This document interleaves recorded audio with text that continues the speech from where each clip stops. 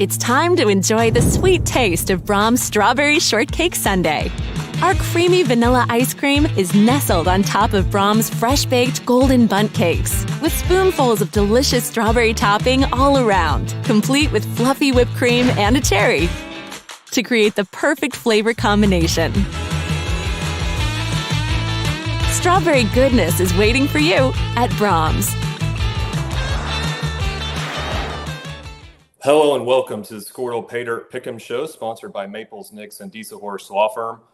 We are going to talk high school football in just a few minutes with our panelists, but we're going to start the show tonight by remembering a very special man who had an impact on all of our lives, at least the panelists here this evening, Coach David Glover, who passed away on Saturday.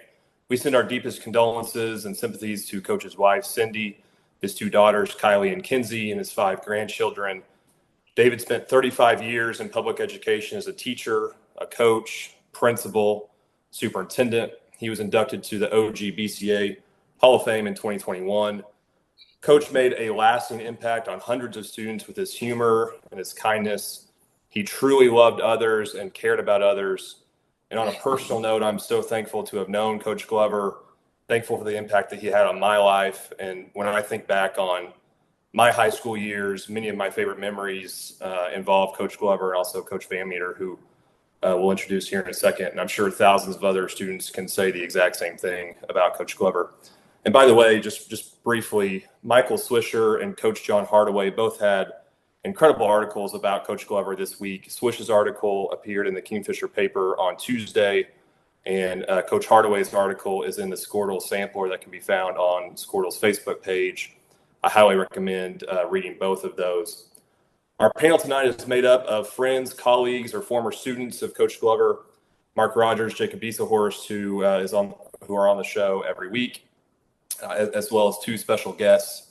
I'm going to introduce our guests and give them a chance to share their thoughts and memories of Coach Glover and his legacy.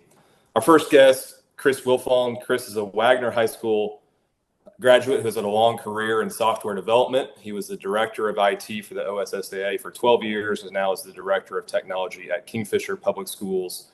Chris also created and owns the Oklahoma High School Sports Historical Society, which can be found at the amazing website iwasatthegame.com, which I reference every week in preparing notes for this show. Our second guest, Mark VanMeter. Coach V is another teacher, coach, and administrator who had a long and distinguished career in Oklahoma, Ames, O'Keene, and Fairview. V, I know your connection with Coach Glover goes way back even to grade school at Woodward, and you coached with Coach Glover for years at different schools. So I'm going to open it up to the panel. Mark, Jacob, Chris, Coach VanMeter, first of all, thank you all for being here. But just if you guys will share some of your favorite memories or thoughts on Coach Glover, I think everybody would love to hear that. Well, I'll go first. Coach Glover was the assistant boys coach at Fairview. Coach Jay Zare was our head coach. We had just really 2 excellent coaches, 2 kind of contrasting styles. The thing about Coach Zare and Coach Glover, though, is they had the same mentality. They just had different ways of getting there. And but Coach Glover was like our saving grace in a lot of ways, because Coach Zare was kind of like a Bobby Knight kind of type. Not a criticism, because we got the job done, but Coach Glover was just, I can't even, like, the word that comes to mind to me when I think of Coach Glover is joy, because he brought joy to everyone's lives around him. Even when he was being hard on you, even when he was being tough, he did it with love, and he did it with compassion, and he did it with respect. I mean, just a real quick, I had some attitude problems in my younger years at Fairview, and got into a little trouble because I couldn't, resist interacting with the crowd in one game, and got suspended for some games, and I had to be in detention during practice when we were leading up to the playoffs. So when I should have been in practice getting ready to play, and it was the hardest thing sitting in that classroom by myself every day, knowing that the team was practicing. I should have been out there practicing. And I'd sit there for a whole 2 weeks, missed 8 practices. And Coach Glover came in there every single day and sat with me. I remember one day I was like doing my homework or whatever, and I was already done with it. And he's like, what's your GPA? And I was like, 4.0. And he's like, oh, you think you're smart, huh? You think you're smart? I was like, yeah. He's like, let me tell you something. You might be book smart, but you know what? You're not. He's like, you're not street smart. He's like, you know who's street smart? Your Coach Glover's street smart. He's like, let me teach you some street smarts, Jacob. Well, that kind of sums up Coach Glover. He did help teach me street smarts. He made me a better basketball player. He made me a better teammate, but and that as a teenager, but so much more today. The influence he had on me, I'm a better man and a husband and a father and a leader today because of him. So I guess I'll just leave it with that. He meant the world to me.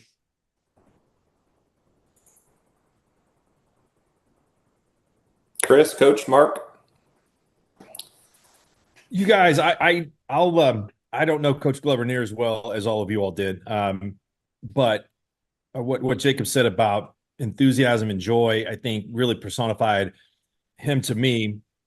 Working with him through the state basketball tournament at the association, that he was always happy to be at those games and really put a lot into that. And I know when he was sick, it was tough on him to be there, but he was there those entire tournaments, and it can really be a grind, especially now that they've extended the tournaments where they start earlier in the week on Tuesday. And in some cases you're there from 8 a.m. in the morning until 11 o'clock at night. And Coach Glover, even though he's sick, would be sweeping the floor and doing everything that it took to run those tournaments. And when he was running the tournaments, they were always run incredibly well. So I think it was great that he ended up at the OSSAA, because that's a tough job. I know Chris can tell you that there's a lot of people that you've got to make some decisions at times that are going to inevitably go against people.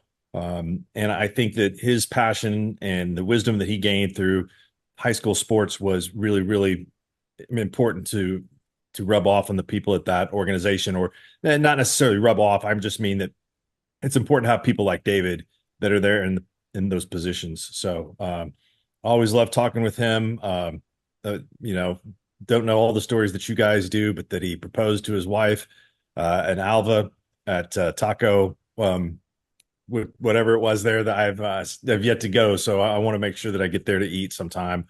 But a great family. His wife Cindy is an awesome person, and I hope Coach Glover is not in any more pain right now where he is. I'm sure he's not. Chris. Well, I don't have a lot of the cool stories, I guess, that you guys have. I kind of came into Glove's life a little later in the game, and I was asked earlier when I got to know him, and I really got to know him when he started at the OSSAA, when he got the job in 2013. And our offices were across from each other all the 9 years that he was there. And the first few years, the first 3 years, I guess, he was there, I lived in Washington, and he lived in Okarche. But I saw just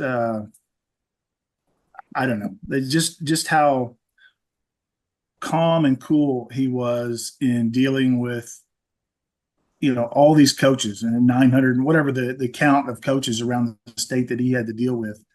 And he would talk to every coach. I mean, if a coach called, it didn't matter what he wanted to talk. The coach wanted to talk about, he would talk to him. And many times he would talk the coach off the ledge, and the coach would just say, thanks, Coach Glover. I knew you'd listen to me, and I appreciate you listening to me. But he could, I don't know how he did it, but he could talk any coach off the ledge. Doesn't matter if he sent them, to Hooker for district or whatever the situation was that the coach was mad about. He would talk them off the ledge. And then in 2016, I moved to Kingfisher, and he always told me, he said, so you need to move to Kingfisher. And I'm like, Glove, why? Tell me. And he would tell me why. And he always told me that the two places he wanted to live, his forever home outside of heaven, was either in Kingfisher or Stillwater. Obviously everybody knew he was a big OSU fan. and he eventually moved to Kingfisher. So starting at that time, I would drive to Okarche to his house, leave my vehicle, and we drive into the office together.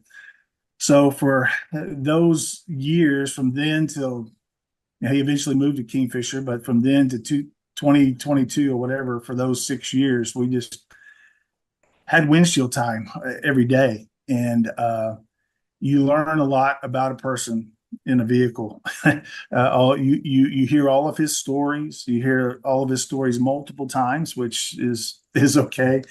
He heard my stories, and we would just talk about things that happened in the past, whether it's when he was playing, when he was growing up, his family, his brothers, individuals like you guys. I've heard a ton of stories about you guys, so I know a lot. I know more than you probably think that I know about a lot of you guys. But and we would talk about things going on in the office, and obviously that around that time his cancer had hit him. So we had a lot of tough just tough conversations about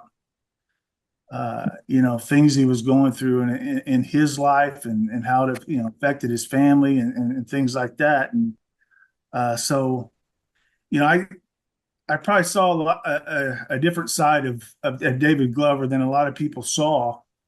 But like Mark said, he was always there. He's always at the state tournament, and he's sweeping the floors, and he's doing those things that he's coming in the office, and we're still hey, Glove, it's lunchtime, let's go to lunch. So let's go. There's like 3 places in all of Oklahoma City that we ever ate, but he would always be willing to go. But yeah, it just I don't really have a lot of cool stories, but I just have a lot of memories of just the things that we talked about. And he was a very godly man. He taught me a lot about life, like you guys mentioned. He taught me a lot about life. About he would always say, "I'm not a biblical scholar. I don't know the Bible as much, but man, he would give a ton of godly biblical wisdom in the way that he did." And it didn't always have to revolve around the Bible. It just he always had wisdom. And then in his he hired me here at Kingfisher. When he left and got the Soup's job, he just said, "Hey, I need a technology director." And I'm like, "Glove, it's not what I do." But he said, "I need you." And that meant a lot to me. It wasn't that he just, "I want you to come because I want you to be." He expressed how much he needed me to come, and so he hired me here. And then all those stories they told me about being a superintendent, about going to when he, back in the day when he was a superintendent, all the places that he was soup at, he talked about went to all the events. He'd go to all the games. He'd go watch the kids. It's all about the kids. That's what it was about with David Glover, was about the kids. And whether it's in the classroom, whether it's him coaching, and then when he was superintendent, he would go to a junior high football game or a junior high baseball game, wherever it was. He'd go to academic bowl. He'd go to those places, and he was their biggest cheerleader. Even today, in the games he went to recently, he's their biggest cheerleader. And he always told me that. And then when I came here and saw him as superintendent, guess what? He did exactly what he said he was doing back in the day. He'd go to everything. And even in, the times when he would just say, "Man, I just wish my legs would work today," and I'd say, "Glove, you don't have to go to Clinton to go to a junior high baseball game. They're going to be fine. It's going to be fine." He was like, "No, I'm going." And he would go. And but David Glover was an incredible, great man. And there's, if you knew David Glover, you knew that. There's a lot of people that didn't know David Glover, and they may not know or understand that. But just sit back and listen to people talk, listen to their stories, Listen to the good things that people say about David Glover. He loved being a Kingfisher Yellow Jacket. It's a great day to be a jacket. That was his mantra, and he lived that every day. And he came into a tough situation here at Kingfisher, very tough situation, and that wore on him. It wore on him, and but he didn't make excuses. He those of you know Glove, he would not make excuses. He would just do what he thought was right. He always did what he thought was right. Was he perfect? Did he make every decision correct? No, but none of us do that. But anyway, great man. And a lot of you guys have a ton of stories, and a lot of people have a ton of stories. A lot of people, I was telling Mark and Adam earlier, talking about golf. He's probably played thousands of rounds of golf in his life, and there's probably thousands of people that have played golf with him. And I have a claim to fame, which I'm going to stand by, is that I am undefeated against David Glover in golf. So there's not a lot of people that can claim that. Mark, did you play golf with Glove back in the day? Many rounds, and I came up on the short end of the stick too. A lot of people did. But like literally. Yeah. But anyway, so he can make par in his sleep. That guy just made more pars than anybody ever. He made par. Yeah. He made a par. It didn't matter. He made par. Yeah, he was good. But anyway, but yeah, I'm undefeated against him. And I told my wife the other day, I said, when I get to heaven, I don't know if they play golf in heaven, but when I get there, I'm going to play my first round of golf against David Glover when we get there. So anyway, good luck. Yeah, I'll probably lose, but that'll be okay. It'll be fun. Coach V. Well, first of all, it's an honor for me to be on the show and be with this panel of people and you guys, Andy and Adam and Jake and Matt and John. All you guys have done unbelievable job with Skordle. I can't tell you how proud I am of you guys for what you've accomplished on this deal, and you're just getting started. And Coach Glover talked about Skordle all the time and how proud he was of you guys. And I promise you, he was very proud of what you guys have accomplished. And when Adam and John asked me if I would be a part of the show tonight, I said, you bet. I would love to be there to honor Coach Glover. And, when I was a high school coach and a high school administrator, I kind of had, in some of these settings that we're in tonight, I kind of had to watch what I said, but tonight I'm retired, and so I'm going to fire away. And Adam said I had the green light and I had as much time as I wanted to talk about Coach Glover. I wore this shirt tonight because my daughters, who were very close to Coach Glover, he helped raise them, Paige and Peyton. Paige was actually here last night. Said, I'm a T-shirt guy, and I've got 50 of them from way back. This one is 30 years old, and you can read it. It says end of an era of 6-on-6 to 5-on-5. Coach Glover was one of the best 6-on-6 coaches in the state of Oklahoma. He learned from legend at Woodward, Jim Peck. I'm going to talk about him a little bit too, but and I got to ride along with David on a lot of wins. And 1995 was the first year of 5-on-5 girls basketball. We came up 2 points short, 1 or 2 points short of winning a gold ball, and took home the silver ball. But in the last year of 6-on-6, we made it to the semifinals and barely lost that game also. Almost got to the finals in the last year of 6-on-6. But David Glover was very involved in girls basketball, 6-on-6, was president of the association, Girls Basketball Association many times, ran many meetings at coaches' clinics, and was very, very well respected. Coach Glover and I go back a little farther than some of you guys, almost 60 years. 1965 is when I met Coach Glover.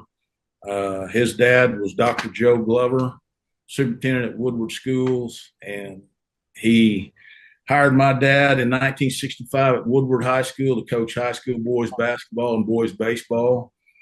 And David and I become close friends during that time, along with his sister Debbie and Danny and Daryl, his little brother. And Daryl, of course, is a legend in Oklahoma too. Everybody knows Daryl Glover, but just a great family. Wilma was his mom, is his mom.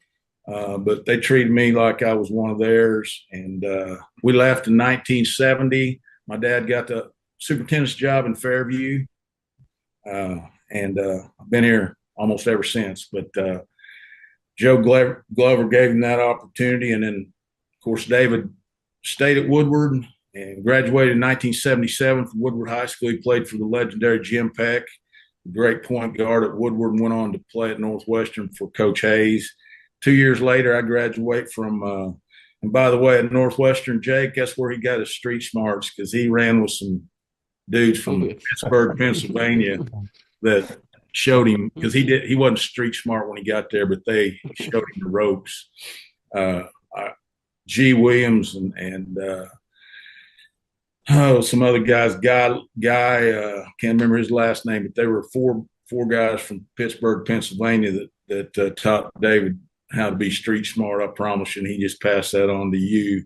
But anyway, I ended up at Northwestern also. I played basketball up there for Coach Hayes, a lot shorter stint than Coach Glover did. I didn't last too long. Coach Glover was a point guard and started for Coach Hayes in a lot of games, was a big part of Coach Hayes' success. And it's where he met Cindy. It's where I met Cindy from Balco America. And Cindy was the best thing that ever happened to David Glover, I promise you.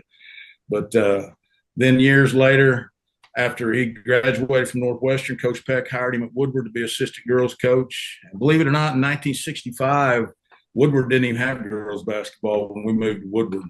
And Jim Peck came there and started that program. And he's a Hall of Famer and taught David a lot of things about basketball and helped him get the job at O'Keene. And when David was at O'Keene, probably 4 years after David was at O'Keene, I took the job at Ames, which is right down the road. A lot of people don't. Ames is not even in school now, but David and another great friend of David and I's that should be in the Hall of Fame, Floyd Pollitt, would come to Ames and help me with basketball camps, gave me inbounds plays, gave me offenses. I mean, I owe them a lot to my coaching career because they helped me unbelievable. And I know David's got a lot of fond memories in O'Keene. He won a state runner-up there and a ton of basketball games at O'Keene American. He's well thought of there. Both of his daughters were born there. And my oldest daughter was actually born there too. I'm going to talk about that. But my dad kind of swooped into O'Keene America and stole Coach Glover from the O'Keene Whippets. And Fairview girls basketball was kind of down when that happened, and he needed a girls basketball coach, he needed a high school English teacher, and David Glover fit both of those. And Jim Slater was a high school principal at the time. He's a legend in his own mind. You guys all respect him, I know. And Coach Glover respected Mr. Slater like none other, and they had great conversations and became great friends. But Mr. Slater knew that David was a great girls basketball coach, but he didn't know about his classroom teaching. After a week of David being at Fairview High School, he went to my dad and said, he may be one of the best teachers you've ever hired here. And David was an excellent teacher. And Coach Glover and I were blessed to be at Fairview. I actually went from Ames to O'Keene after David came to Fairview. I went to O'Keene, and my oldest daughter was born there, so we've got a lot in common there. And then David and Jay Zaire and Lyle Wells were all coaching at Fairview and called and said, hey, we need an assistant football coach and we need a girls assistant basketball coach. Come to Fairview. And I said, where do I sign up? And it was the best move I ever made. Coach Glover was a blast to coach with. He loved coaching. He loved kids. He would always say, come on, V, let's go have some fun every time we'd walk out on the gym floor. And he'd say, I can't believe they pay us to do this. He said, this is the most fun anybody could have making a living. And I might add that we were a very tight-knit coaching staff, and Andy and Jake and Adam know that. When we were at Fairview, all the coaches got along. It's not that way everywhere you go. Everybody supported everybody, and the reason why is Coach Glover made that happen. There's a lot of girls basketball coaches that probably don't even go to football games, but not Coach Glover. As rain or shine, home or away, he was at the game before the game, in the locker room, at halftime, after the game, keeping stats, and was our biggest supporter of anybody there. Like I said, our families were very close. And in the summertime, we were either in the gym or we were at the Fairview Lakeside Golf Course playing golf. And David and I would be playing golf, and Tammy and Cindy would be, my wife Tammy and Cindy would be at the pool with all 4 girls swimming. When we got finished swimming and playing golf, we usually end up at somebody's house having a cookout, and usually at Glover's house. And, he was a great golfer. Loved to play golf. Him and I played many rounds of golf over the years, and I came up on the short end of that, like I said earlier, quite a few times. One time, I got to tell a story because we were playing at Fairview, and after 9 holes, I was had 2 or 3 strokes.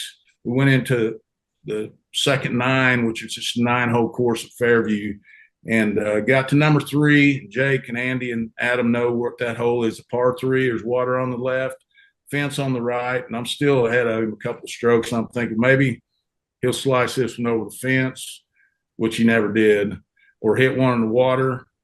What's he do? Knocks it in a hole for a hole-in-one. And ends up beating me that round too, and I end up paying him, I don't know, a couple of dollars. We didn't bet very much money, but 60-year friendship with a lot of great memories, and we're all going to miss him. Coach Glover was one of those guys like the day I graduated law school, I get a message from him. The day my son's born, I get a message from him. The day that I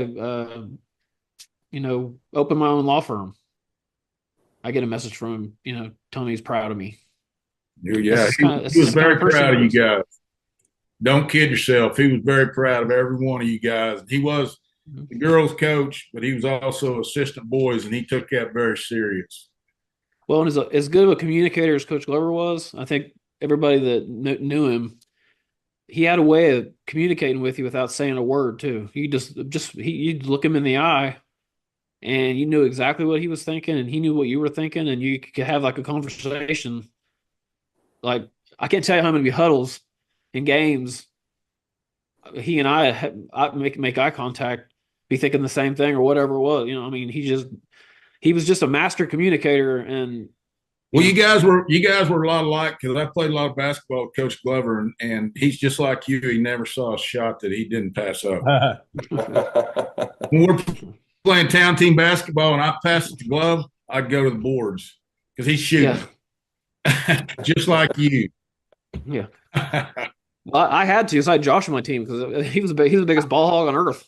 So that's true. Oh, man. You're not wrong there. But a lot of good memories.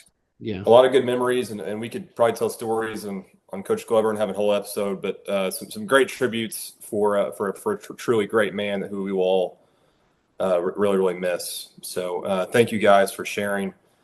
We're going to discuss some network games, 2 games of the week, and 4 of the best out-of-network games in the state this week. So let's go ahead and get started. And let's start in 8-man football with O'Keene at Waukomis. In Class B, 2 undefeated teams are going to face off in Waukomis on Friday. O'Keene Whippets are 3-0 after a 60-14 win over Geary last week. The Chiefs blanked Corn Bible 48-0 a week ago to move to 3-0 on the season. We're still missing Tom Nelson, our 8-man expert on the show. Tom lost his father as well. So, Tom, we're thinking of you and hope you get better as well. He's facing some health issues himself. So, Tom, thinking of you and your family. But, Mark, let's start with you, O'Keene at Waukomis. Well, this was a newsflash to me because I had Garber playing Waukomis, which is not the case. So that was an error in collecting the schedules, which was pretty difficult this year when the courts decided to get in the way of of changing everybody up the last time. Both teams are undefeated. Waukomis has played really well so far this year. I think that O'Keen is I'm trying to read Jacob's mind here. I'm going to say that he's going to have O'Keen probably about a 10-point favorite in this game. So I like the Whippets to get over on Wacomas. Should be a good one though. Chris. I've got to go with the David Glover pick here. I'm going with O'Keen. So that's all I'm going on. I don't know anything about him, but that's what I'm going with. Fair enough. Coach V. Well, this was an easy one for me, real easy one. My daughter teaches first grade there, and both my granddaughters are in elementary school there. Mike Jenkins is superintendent there, good friend of mine that does a heck of a job. I was fortunate enough to be at O'Keen coaching there before I came to Fairview and won a state runner-up in 91. Tanner Allen comes from a coaching family. He's doing an excellent job. Has a Hall of Fame assistant, Jeff Wardlaw, who's one of my closest friends that was coaching there in 91 with me. And Wacomas comes up short on this one. Jacob. Yeah, I mean, you got 2 3-0 teams, Northwest Oklahoma, 8-man football. I mean, that's like tradition, right? Like it's just like blow the whistle, and it's like a good football game's gonna get played Friday night. I think Wacomas being at home, undefeated. O'Keen's the better team. O'Keen's a better overall team. I got my 8-point favorite. Mark, you're right. I'm about right on the line there. And I got O'Keen winning this one by 6, 48-42. Oh. Whole panel taking the Whippets. You can watch that on the Skordle app, Skordle.tv, or WacomasChiefs.tv. Our next pick'em game, one of the best matchups in the state over the last 20, 25 years or so. The Millwood Falcons, 2-0 on the season, will host the Heritage Hall Chargers. Heritage Hall 1-1 in the 2024 campaign after a tough Week 1 loss to Lincoln Christian, 28-20. Mark, give us a preview. We called this one last year at Heritage Hall. And Heritage Hall won the game fairly easily. Millwood, I think, is better than they were a year ago. They had a lot of young players, lost a couple, but the big group of this team, Turnbull, the quarterback, this is his 3rd year to start. He's a junior. Cameron Carter, loved him. He's a senior at linebacker. A lot of talent on Millwood. I think the game's going to be closer this year at Millwood. But Heritage Hall deserves a lot of respect for what they did early in the season, had Lincoln Christian on the ropes, gave them all they wanted. So I'm going to go with the Chargers on the road in a close one. Chris. Well, I was looking at the history of this. Heritage Hall's won the last 4 matchups. Millwood owns the series lead 10-8. I'm going to go with Coach Franklin at home. I'm going to go with Millwood.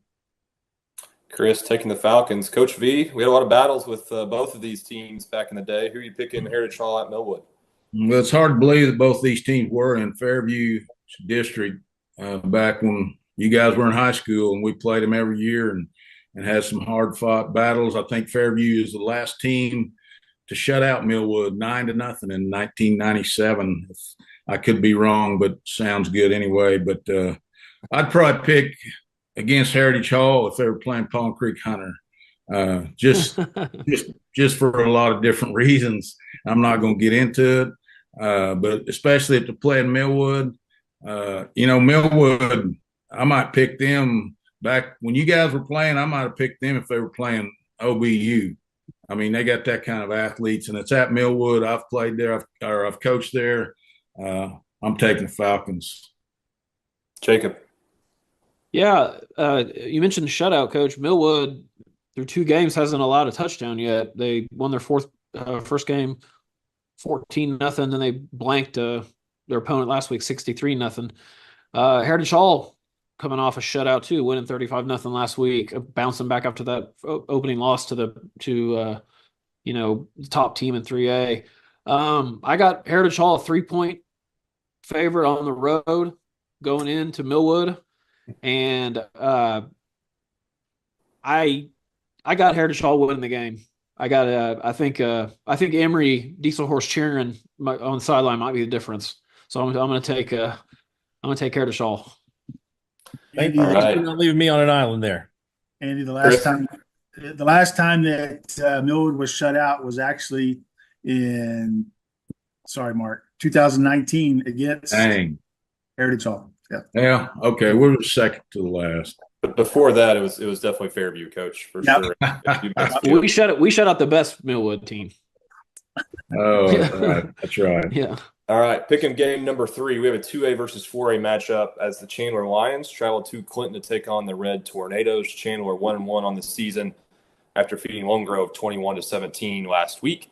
Clinton moved to 2-0 on the season after a close 30-27 win over Kingfisher in overtime a week ago. Mark, kick us off. This is Chandler's not afraid to schedule some tough games in some bigger classes. They had a series with Poto the last couple of years, and they've played Clinton before. This is a Chandler team that I think is kind of growing into some new positions and replacing some guys from a year ago. Clinton's kind of ground out a couple of wins so far this season. Beat Kingfisher in a really close game. And I do think that I think Clinton is going to get the win here at home. There's just not many teams that go into the Tornado Bowl and win. And I think that Chandler will be better off for playing a tough non-district schedule. But I think that Clinton gets the win here. Chris. I'm gonna go with Mark on this one. Red Tornadoes beat our Yellow Jackets last week, so they must obviously be a very good team. So I'm gonna go with Clinton at home. Coach B. Well, I've heard both teams are decent this year. I don't think either one of them are powerhouses. I know Chandler's a baseball school, and Clinton is obviously a football school. They don't lose many games at home. I know Coach Lee pretty well, and I heard he's helping again with the Red Tornadoes. I got to take Clinton. Jacob. Yeah, there's something about Clinton. I don't think there's been a drop of rain there in like 5 years. That field, I remember junior high playing on that field. It was the driest. This is the driest field. But I don't know, something about that field made them fast. This is gonna be a good game. Chandler's played 2 tough opponents and played 2 close games. I got to give hat off to Chandler for this schedule. And I think Chandler's scheduling early in the season, even though they're rebuilding a little bit, is going to pay off for them later in the season when they get into 2A and district play. But going on the road at a top 10 4A team like Clinton is a tall task. I got Clinton a 9-point favorite, and I got them winning 31-20. Again, Skordle app, Skordle.tv, ChandlerLions.tv to watch that game for free. We'll move on to pick 'em game number 4. We had Prague on the show last week and discussed their tough matchup with North Rock Creek. Prague looks to rebound this week as the Meeker Bulldogs come to town. Meeker 1-1 on the season after a week 1 loss to what seems to be a really good Pawhuska team and a win over Hera JV last week.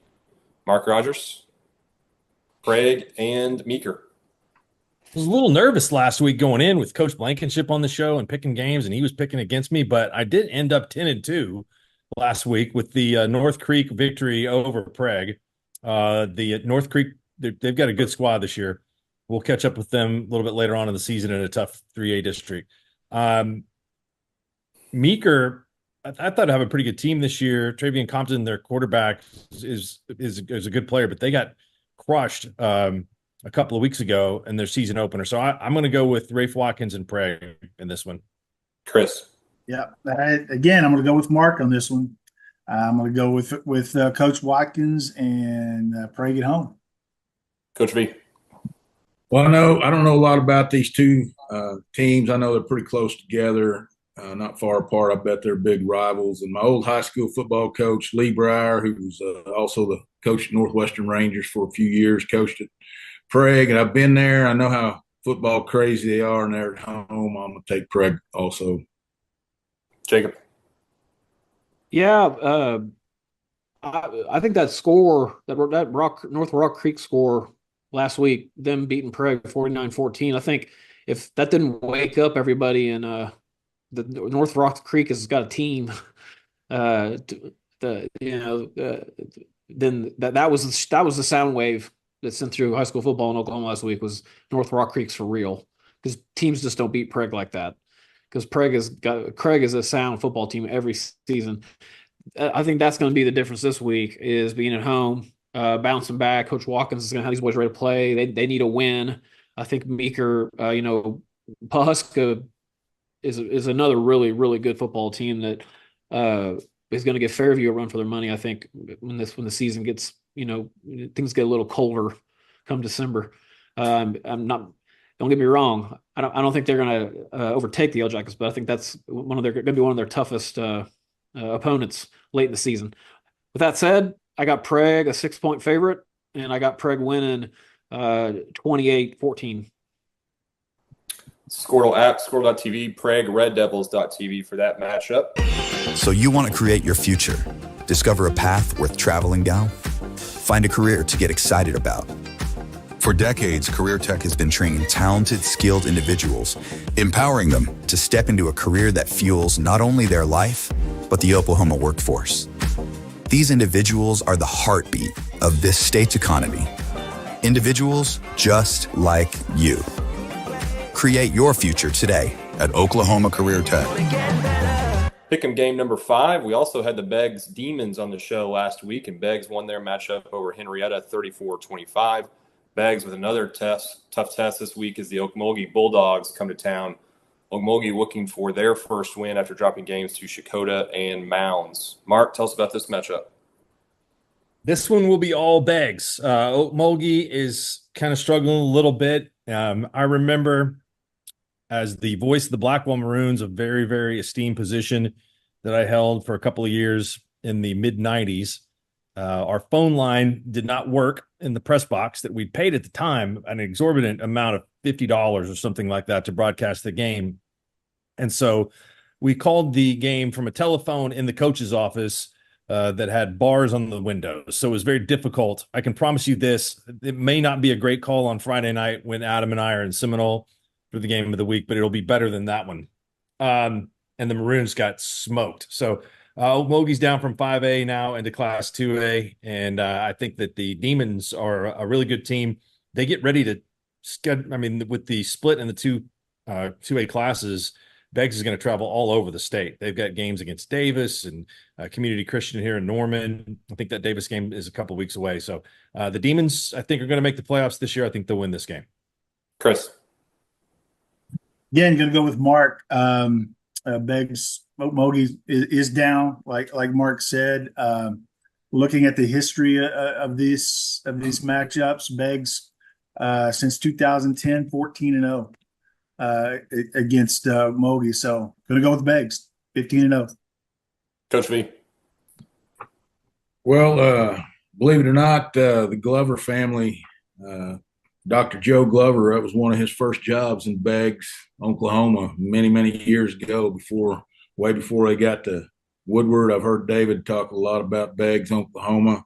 We actually played Beggs in 2001 in the quarterfinals at Beggs, and if our quarterback doesn't tear his ACL that week in practice, we were head at half and we win that game, but they beat us. And I hear Beggs' name a lot more late in the season than I ever do Okmulgee, so I got to take the Demons.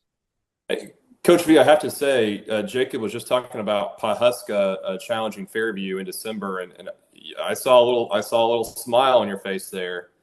Jackets, you feel good about the Jackets' chances against Pahuska and some of these other teams in Class A1? I'll take the Jackets and give you the field, Andy.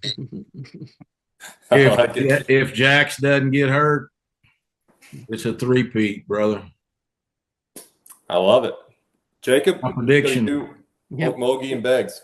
Yeah, I remember when Okmulgee was a big school. What happened to Okmulgee? How did Okmulgee become 2A? I mean, Okmulgee, generated some incredible athletes. One in particular, I remember from Oklahoma State, who played baseball, who was my roommate, Matt Mabry. Matt Mabry shot out. Matt's a fireman now. And Matt Mabry's a fireman now in Okmulgee, raising a family. Matt's a good guy. Yeah, you. Yeah, exactly. Great point. We'll meet Josh and I both. But Beggs showed me something last week. Beggs always schedules big at non-conference. We've been doing this show now for 4 or 5 years. It seems like Beggs' non-conference schedule is always they're not afraid to go and take an L if it makes their team better. I got them big favorite here. I got them a 35-point favorite. Wow. And I got them winning the game 49-14. Entire panel taking the Beggs Demons. Let's move on. Pick 'em game number 6. Tonkawa put up a good fight. Ultimately fell to Powerhouse Fairview 44-18 last week. The Bucks with another tough matchup this week as they host the Class 2A Stroud Tigers. Stroud 2-0 after wins over Chandler and Pawnee the last couple of weeks. Mark? I would love to hear some of Jacob's stories about being at Tonkawa while he was in college, but I don't think we have time for those tonight. Matter of fact, last year we did hear him and they got edited out of the show. So I'm going to go with Stroud. Tonkawa is very good. They, again, are going to challenge themselves in the non-district. I think they're going to be around in the playoffs, and they've got great tradition there. Coach Kirtley on staff, Joey Reinert, who's a really good coach, is also there in Tonkawa, and they're going to have I think a really good rest of the season. I'm not sure they might not win this game, but I think Stroud proved a lot to me by beating Chandler. They're absolutely one of the teams to beat in their classification this year. So they're in the smaller Class 2A, but I think Stroud's pretty tough. I'll go with Stroud in this one. Chris? These two teams have not matched up since 2009, so it's been a while since they played. But again, I promise I didn't come into this just picking everything that Mark Rodgers picked, but you're a smart man. You're a smart man. Yeah, that's what Mr. Glover would have told me to do. So I'm gonna go with Stroud. Coach V? I saw Tonkawa last week. Their quarterback is unbelievably talented, and they're physical on defense. I know they're tough to beat at home, and I was going to go with them until Mark said Reinert was at. I didn't realize he was at Stroud, but he was. I had him in elementary PE at O'Keene a long time ago, and I think he's a heck of a coach too. I'm going to take Stroud. He's at Tonkawa. Sorry, he's at Tonkawa. Assistant, yes, and he's a principal at Tonkawa. Yes. But I'm taking the Buccaneers. Okay. That's who I was going to take anyway, but I thought you meant he was a Stroud. But I'm glad to hear that. And Joey's a great guy, and I'm taking the Bucks. Jacob? Yeah, I do think that I think Stroud – I remember when Fairview played Stroud in the playoffs last year. Stroud was a young team. I remember looking, I know Fairview ended up kind of running away with that game, but early in the game thinking that Stroud has some really good skill players, young players. I got all those kids back this season. I think Stroud's going to make some noise in 2A2 this year. I really do. I think this could be a big year for them. Going on the road at Tonkawa is a test, and Tonkawa wins the way they win football games is on the line of scrimmage, both sides of the ball. I got Stroud at 8-point favorite going into Tonkawa. I think Stroud's going to come away with a win. I think this is going to be a grinder, though. I got Stroud winning a tight game, 21-15. Skordle app, Skordle.tv, TonkawaBuccaneers.tv for that matchup. Pick'em game number 7. Our first Skordle game of the week is the 4A Hera Panthers. We'll travel to 3A Seminole to take on the Chieftains. Hera 2-0 after wins over McLeod and Western Heights. Seminole is also 2-1. I'm sorry, 2-0 after wins over Shakota and Tecumseh. Mark, you and Adam are calling this game. Is that correct? That's correct. Really looking forward to getting to call a game of Mike Snyder's, who's the all-time winningest coach in the state of Oklahoma, a guy that is just is a legend. And they've had some injuries the last couple of years, and they're healthy now. This is a pretty good squad. The Garfield brothers are good players, and it's not a big group. And I know that Coach Snyder has been pretty upset about the way things have gone the last couple of years and just said, hey, we're not playing typical Seminole football, and we need to get back to that. Chris Bleak, the head coach at Hera, has done a really nice job, and they have 2 impressive wins so far. They kind of always find themselves in that district where they're constantly battling Tuttle and Blanchard and some of the top teams in Class 4A, but they've done a really good job with their program. And I'm doing some research today. They are completely senior oriented. I think of their 22 starters, 20 of them are seniors. So this is going to be a pretty good game. I I also give a lot of credit to Hera. They have got an awesome audio visual group that does highlights for them and goes into the locker room, and they ought to be very, very proud of some of the things that they've done there. Chris would know this more than me, and we always rely on his site, which does such a great job of providing historical information for Oklahoma high school football. But I don't think Hera has ever won a game in Seminole. And they've only won once in this series. They won last year, but only won one other time since the 1970s against Seminole, who really usually has a great record against anybody in that area. I'm going to go with Seminole, but I think that this is a really close game. It could go either way. Chris? Yeah, Mark's right. They Seminole up until last year had won the 15 out of the previous 16 times, and Hera beat them pretty handily last year, 45-6. So, but I'm gonna go with Coach Snyder. I'm gonna go with him getting win number 388 and his all-time wins, and I'm gonna go with Seminole. Coach V. Wow, 388. I don't know much about either team, but I have heard of Coach Snyder, and I know he's one of the best in the business, and I got to take Seminole. That's impressive. Jacob. Yeah, this was a hard game to put a spread on.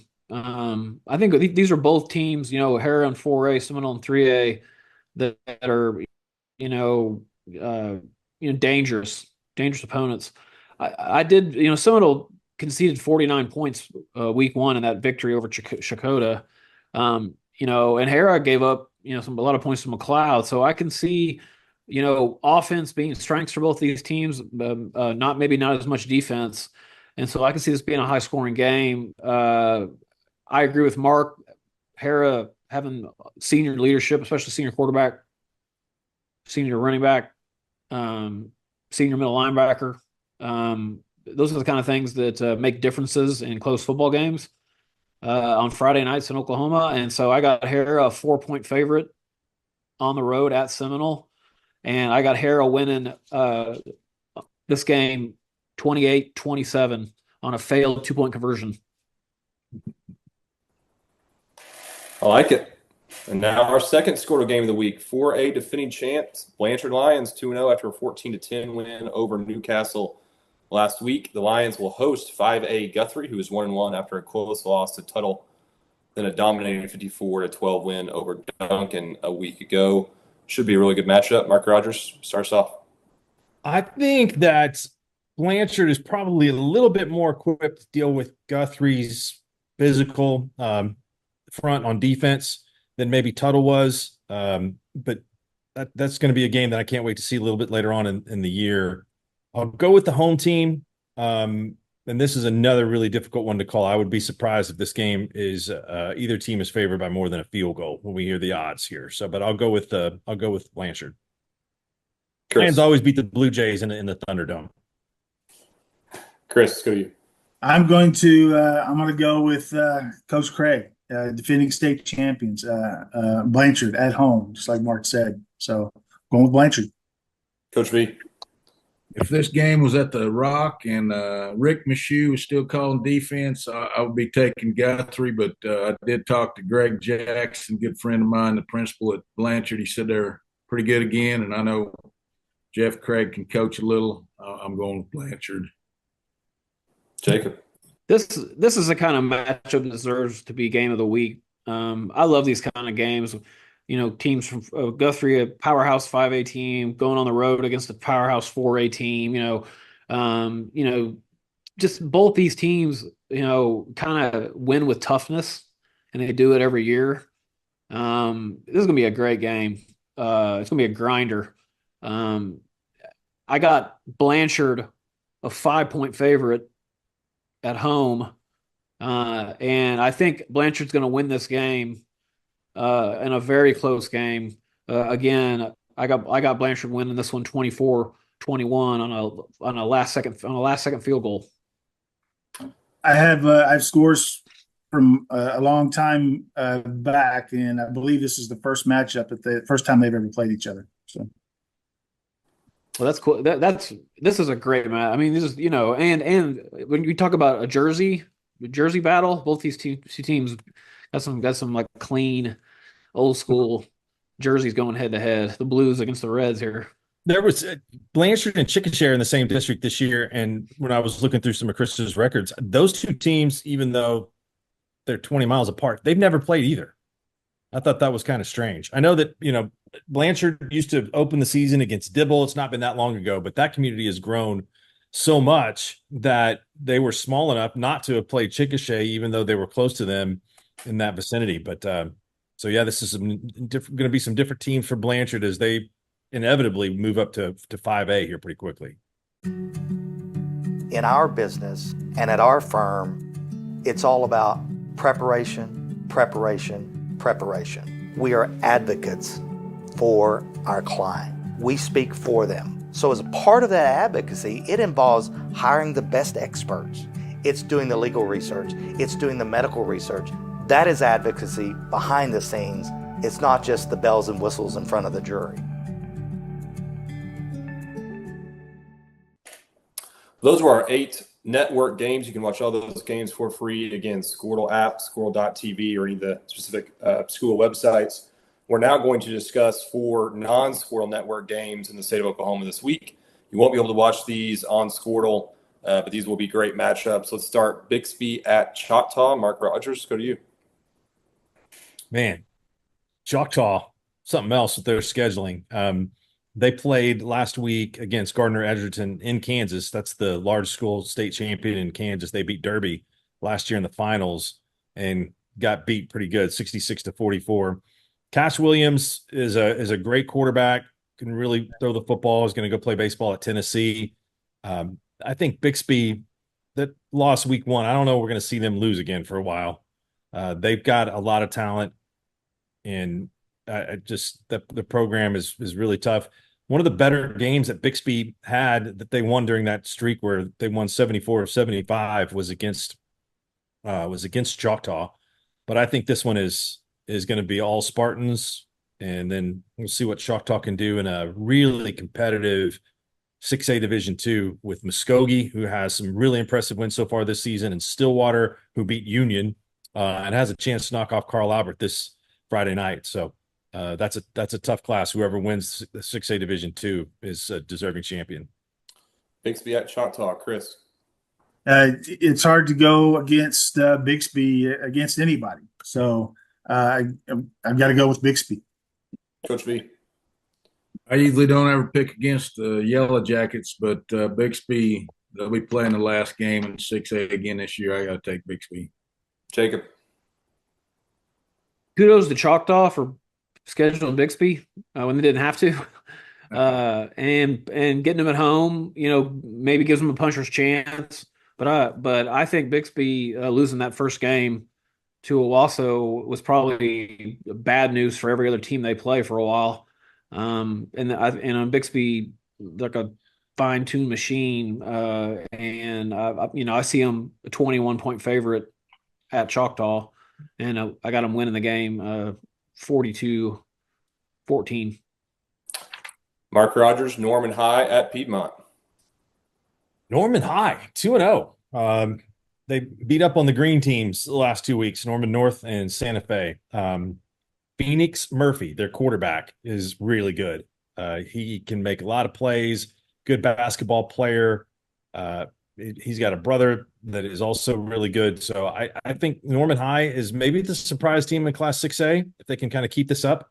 But I will go with the Tigers over the Wildcats. Chris. We're going to go against Mark on this one. Both teams 2-0. I'm going to close game, I think, but I'm going to take Piedmont at home. Again, first time these two teams have ever matched up. Coach V. Piedmont, another one of those teams that were in our district with Fairview, if you can believe that, years ago. And I was part of the 2-day game at Piedmont.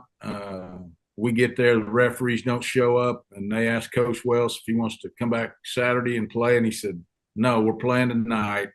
We're not coming back. And they got hold of some officials at Edmond Memorial, agreed to come over after that game and referee our game. The game started at 11, ended at 1 o'clock the next morning. We roll into Fairview at 4 o'clock that morning. I'm the only one awake on the bus. Good thing, because I was driving the bus. And I got to take Piedmont. Jacob. It's a good story. Yeah, and this is another great, cross-class matchup, non-class, non-conference, good scheduling. Norman surprised people, beat Norman North in a game that I think everybody thought Norman North was a big favorite. And by the way, Norman North, I want to talk about what I saw last weekend with Grady Adamson real quick, Deer Creek's quarterback. I don't know why more people aren't talking about this kid. He's thrown for 688 yards, 10 touchdowns, 234 yards rushing, 4 touchdowns, 6A1 competition. That's Grady Adamson's numbers to 3 games. Wow. Georgia Tech is getting one heck of a quarterback. I know a couple of state schools that ought to be looking at this kid if you ask me. But with that said, I got Norman a 4-point favorite going into Piedmont, but I think Piedmont's going to pull the upset at home. I think Piedmont's going to win this game. I think Piedmont's going to control the time of possession, make Norman play their brand of football, have a home field advantage, and win this game 24-20. Vian at Picola, Mark Rodgers. I'm on an island there. I do have bad memories from Piedmont in 1986. The Maroons offense was a powerhouse, and we lost that game 8-6, giving up a defensive touchdown. The Vian Wolverines may be the top team right now in Class 2A Division II. I like Davis a lot going into the season, but Vian, Coach Willis thinks this is one of the better teams that he's had. They're tough. Picola, I've been really high on them. I've got them rated number 2, I think, in Class A and Division I. Behind Fairview. They've got a lot of basketball players out that haven't been out for football for a while, and so I think this is one of the better teams that the Indians have had in a while, but I think Vian's the better team, and Vian will win. Should be competitive. These teams have played since 1982, have played 24 times. Anybody care to guess how many times Vian has won? I'll guess. If it's 24 times, I'm going to say Vian is 21-3.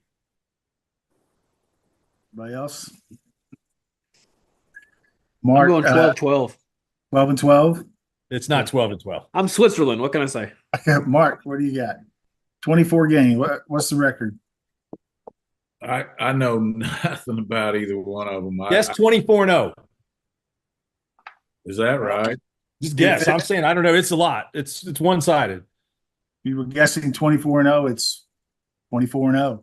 Yeah, there we go. Yeah, Vian has beaten them 24 times in a row. 17 of those games were shutouts. So very, very dominant series. I'm going with Vian, 25-0. Coach V. Dang, it sounds like Fairview Chisholm series or something. Fairview winning all those, but I got to go with Vian. That was a great comment. I should have led off with that. So yeah, that's an impressive stat. And Picola being at home, I do think Picola is going to be a good team this year. But I also see that they've their defense has given up points to both of their opponents in victories. And I got Vian a 14-point favorite coming into Picola, and I think Picola keeps it closer than that, but I do think Vian keeps that winning streak going and wins this game 35-28. With that late breaking information, I thought we were going to get a little higher line. Sounds like 25. I go by the formula. I stick to my formulas. They don't always work, but that's like the OSU line. I don't know what happened, man. That was weird. What is it? What is it now? Is it Utah favored? Utah's favored by 2. Is their starting quarterback playing? Rising is supposed to play. Yeah, that's what they're saying. So I don't know. I don't know that it's going to be fun. It's going to be fun. It's going to be fun. In Stillwater and Norman this weekend. Maybe. We'll see. Mark, let's go to you. Our last pick'em game, Weatherford at Pauls Valley. This one is one that hadn't been played in quite a while. Weatherford is a physical team. They're really good on defense this year. I got to apologize. One of the two games I lost last week was picking El Reno over Weatherford. It was a terrible pick. It may be one of the worst ones I've made since the debacle with Covington Douglas and Garber a few years ago, when I was on the wrong side of a 60-0 game. Pauls Valley is outstanding. Caden Knighton is fantastic. He is massively underrated. He's going to Baylor. He is a sprinter. He's up to 210 pounds. I think that he's going to be too much in this game for Weatherford. It's going to be close.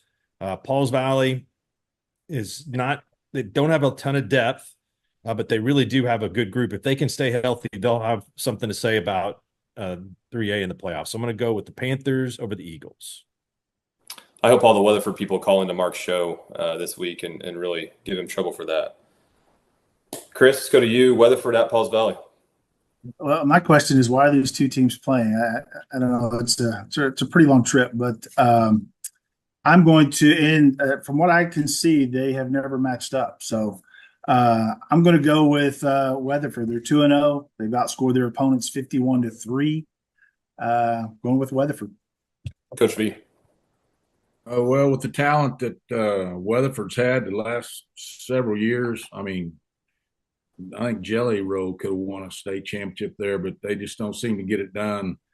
And Woody Roof was still coaching there. I know he went back to back there. He'd be going for a four-peat this year, but he's not. And I'm gonna have to take the Panthers. Jacob. Yeah, this is another. Again, we got a 4A team. Weatherford popped into the top 10 this week in 4A. Pauls Valley sitting pretty in top 10 in 3A. Hosting Weatherford. This is another great game, non-conference, non-district, cross-class game. I got Pauls Valley a touchdown favorite at home, and I do think Pauls Valley, is going to out-athlete them in the end in a tight game. I got Pauls Valley winning this one 31-30. I think these teams played in the playoffs in 1987, which is my senior year, because we lost to Weatherford at home 13-9 or another one of those powerful Blackwell offensive games. And then Pauls Valley got them in the second round. And then Pauls Valley was number one that year in 1987. So I think that they have played before, but it's not been a series that they played like in the regular season. Well, it sounds from all the OU fans I hear, it sounds like Tennessee's going to kick OU's butt all the way to Pauls Valley. I don't seem to agree with that. I mean, but interesting stat here because I'm a Lions guy. So OU is a touchdown and 7.5 point favorite dog at home. It's the first time OU has been a dog at home of a touchdown or more since 1998. It's the first time they've been a dog at home at all since 2000, the Nebraska game. Remember the number 1 versus number 2 game when OU won that game? They were a 3-point dog in that game. But yeah, OU has not been more than a touchdown underdog at home in a real long time. And so, you got 2 top 15 matchups in college football going on, about an hour and a half, 2 hours from each other at different times of day in the state of Oklahoma. You can't ask for more than that. I mean, this is college football. You got game day in Norman. You got a Big 12, two of the top teams. I mean, Big 12. You couldn't ask for more. A nice follow up from Friday night into Saturday in Oklahoma football wise. How were those sweet seats that you had in the Arkansas game? I was really appreciative of Lane Jones giving me his seats, but it was a little hot out there, and I couldn't find anything to drink or eat, and so I mean, it was kind of starving. But really looked like those suites would have been a nice place to sit. Our seats they're perfect, man. In the shade, no matter what. We loved it. That was a fun game. That was a fun game.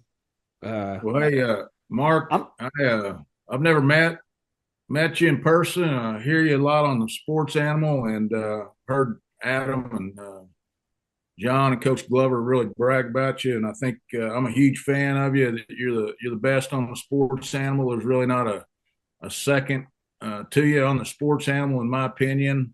I want to give you an open invitation to come play golf at Fairview. My treat. I'm in. It's kind of like the Billy Joel Piano Man song, in my opinion, where they sit at the bar and put bread in my jar and say, man, what are you doing here? I mean, you need to be on ESPN or Fox Sports. You're awesome. Well, the way that you call it like you see it, so I appreciate that. I'll take that as a compliment. I don't think you're holding anything back. So the pleasure is all mine, and I wish you luck this week on the picks. And okay, I appreciate the next time I come to Fairview, I'll be playing golf and eating Mark Rodgers bars and gaining probably 10 pounds. Those things are too good. You come to Fairview for a game of the week or whatever. Let's tee them up. I've been the last 2 years. I mean, we got to probably make it 3. Okay. I have to say the spring semester of my senior year, I had nothing else to do. So I said, hey, I'll join the golf team. And Coach Glover, Coach VanMeter were the coaches. And after about 2 or 3 days, they pulled me aside and said, Andy, you might want to find something better to do with your time. It's probably not the best for you out here at Fairview Lakeside. So hopefully, Mark, you get better treatment out there than what I did from Coach V. I'm going to wait till the rattlesnakes go into hibernation before I come out there, though. Probably a few more weeks, right? They're out here, brother. They are out here. Yeah.